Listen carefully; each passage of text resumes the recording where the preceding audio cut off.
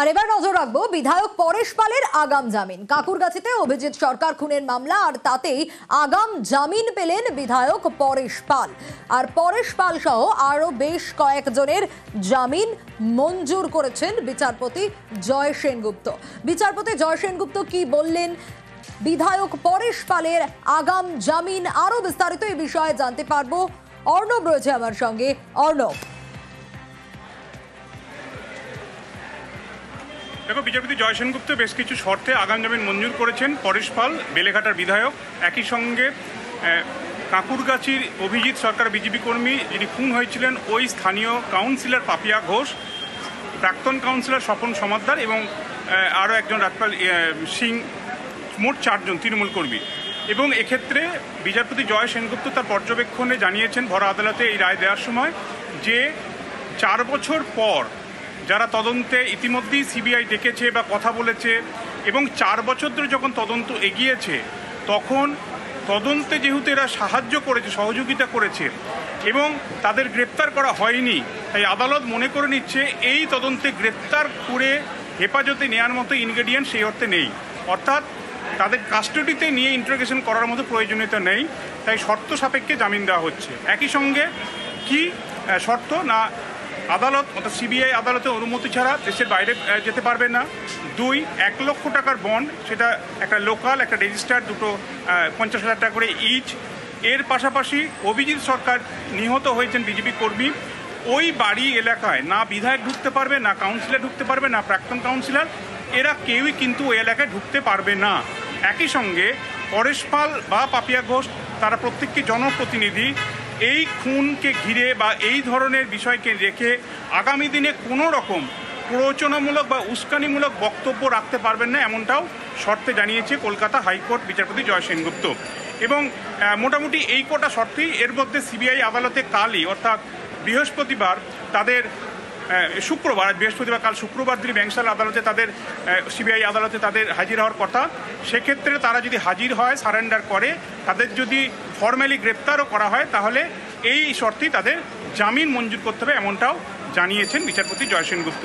সব মিলিয়ে 2 পুলিশ কর্মীর পর তারা পেয়েছিলেন জামিন, এবার শর্ত সাপেক্ষে আগাম জামিন পেলেন 4 তৃণমূল নেতা, বিধায়ক, কাউন্সিলর বা তৃণমূল কর্মী প্রত্যেকেই। এবং মূল বিষয়টা, সিবিআই যে লেথার্জি দেখিয়েছে, সিবিআই যে গাফিলতি দেখিয়েছে, 2021 সালে ঘটনা, আজ আমরা দাঁড়িয়ে রয়েছি 2025 সালে, এই 4 বছর পর সিবিআইয়ের অতিরিক্ত চার্জশিটে তাদের অভিযুক্ত দেখানো এবং কাউকে কাউকে প্রথমে সাক্ষী হিসেবে ডেকে পরে তাদের অভিযুক্ত করা, এই যে প্রক্রিয়াটার মধ্যেই কোথাও একটা ফল্ট রয়েছে। এবং পুরো শুধু তাই নয়, তদন্তে তারা সহযোগিতা করেছে বা করবে এমনটা আদালত ধরে নিচ্ছে, যে ধরে নেওয়াটা বিচারপতি বলছেন যদি গ্রেপ্তারের প্রয়োজন হতো আগেই সিবিআই সেক্ষেত্রে পদক্ষেপ করতে পারত, তাই তাদের এই কয়েকটি শর্তে আগাম জামিন মঞ্জুর করেছে।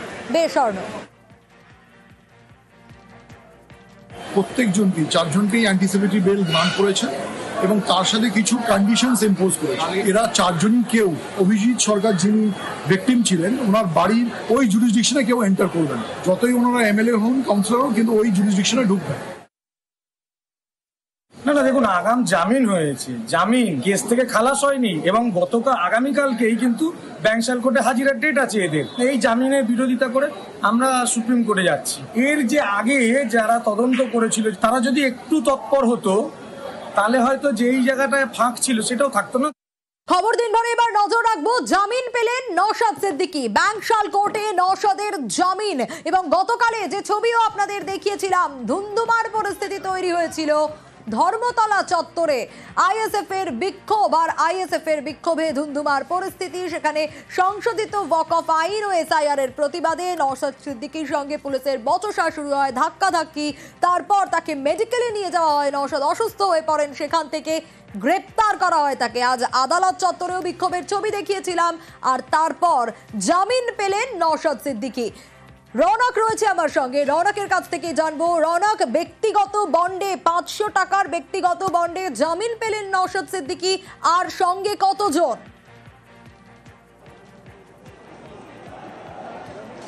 তাকে একেবারেই গতকাল দুটি থানায় পৃথক মামলা হয়, একটি হেয়ার স্ট্রিট থানায় এবং একটি বউবাজার থানায়। নওশাদ সিদ্দিকী সহ 84 জনকে 500 টাকার ব্যক্তিগত বন্ডে জামিন দিল ব্যাংশাল আদালত। রাজ্যের তরফ থেকে তদন্তের খাতিরে তাদেরকে জেল হেফাজতে নেবার আবেদন করা হয়েছিল এবং নওশাদ সিদ্দিকীর আইনজীবীর তরফ থেকে বলা হয়েছিল যে নওশাদ সিদ্দিকী একজন এমএলএ, এছাড়াও এখানে যাদেরকে গ্রেফতার করা হয়েছে তার মধ্যে একজন ইঞ্জিনিয়ার সহ শিক্ষকরা রয়েছে, সেক্ষেত্রে তাদেরকে জামিনের আবেদন করা হয়েছিল এবং আদালত তাদের সওয়াল জবাব শোনে এবং নওশাদ সিদ্দিকী সহ 84 জনকে হেয়ার স্ট্রিটের যে থানার যে মামলা, সেই মামলায় 500 টাকার ব্যক্তিগত বন্ডে জামিন দেওয়া হয়। অন্যদিকে বউবাজার থানার আরও একটি মামলা করা হয়, সেখানে 10 জন আইএসএফ কর্মীকে গ্রেফতার করে পুলিশ। সেখানে রাজ্যের তরফ থেকে আবেদন করা হয়েছিল যে গতকালকে যে জমায়েত হয়েছিল সে জমায়েত সম্পূর্ণ বেআইনি, তাদেরকেও জেল হেফাজতে যাওয়ার জন্য আবেদন করেছিল রাজ্যের আইনজীবী এবং সেখানেও কিন্তু আইএসএফ কর্মীদের যারা আইনজীবী তাদের তরফ থেকে বলা হয় যে এটা কোনো মতে বেআইনি জমায়েত ছিল না এবং তারা শান্তিপূর্ণভাবে আন্দোলন করার চেষ্টা করেছিলেন।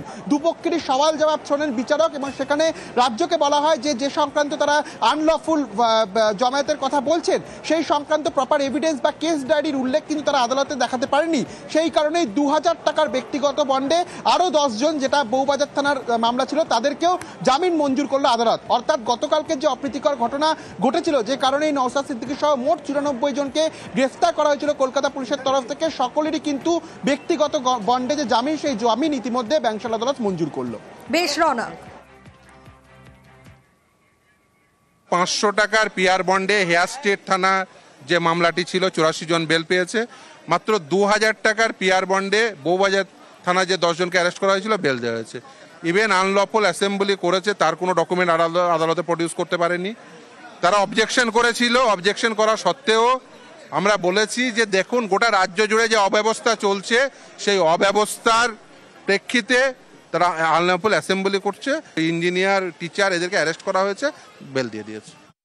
আর সফরের আগে তৃণমূলকে নিশানা, এক্স হ্যান্ডেলে তৃণমূলকে নিশানা মোদির। আরো ডিটেল জানাবে আবির, রয়েছে আমার সঙ্গে। আবির, উল্লেখ করেছেন যে দিনের পর দিন তৃণমূল কংগ্রেসের উপর ক্ষোভ বাড়ছে। আজকে এক্স হ্যান্ডেল পোস্টে নরেন্দ্র মোদী তিনি লিখেছেন এবং একই সঙ্গে তিনি উল্লেখ করেছেন যে পশ্চিমবঙ্গের মানুষজন তারা যে বিভিন্ন উন্নয়নের যে কাজ বা উন্নয়নের যে এজেন্ডা তাতে আস্থা রাখতে চান বিজেপির প্রতি, ফলে তিনিও যে সভা করতে চলেছেন সেখানে সেই বিষয়গুলোর প্রতি দৃষ্টি বেশি করে দেবেন।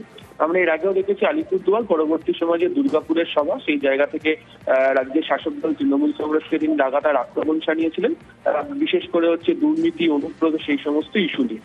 যদিও পাল্টা আক্রমণ শাসক দল তৃণমূল কংগ্রেসের তরফ থেকেও করা হয়েছিল এবং সেক্ষেত্রে কেন্দ্রের যে বঞ্চনা বা অনুপ্রবেশ ইস্যুতে কিভাবে সীমান্তবর্তী এলাকাগুলিতে সীমান্তরক্ষী বাহিনী কিভাবে বারবার ধরে ব্যর্থ হচ্ছে সেই প্রসঙ্গের কথা তোলা হয়েছিল। তো যেভাবে প্রধানমন্ত্রী তার সফরে 24 ঘন্টা আগে যেভাবে এক্স হ্যান্ডেলে পোস্ট করে উল্লেখ করেছেন, তাতে রাজনৈতিক মহল মনে করছে যে 26-এর বিধানসভা নির্বাচনের উত্তেজনার পারদ ইতিমধ্যে চড়ে গিয়েছে এই রাজ্যতে দাঁড়িয়ে, ফলে স্বাভাবিকভাবেই রাজনৈতিক মঞ্চ থেকে তৃণমূলকে তিনি আক্রমণ শানাতে চান। তাই যে রাজনৈতিক লড়াইয়ের কথা বা প্রসঙ্গের কথা এক্স হ্যান্ডেল পোস্টের মধ্যে দিয়ে তিনি উল্লেখ করেছেন।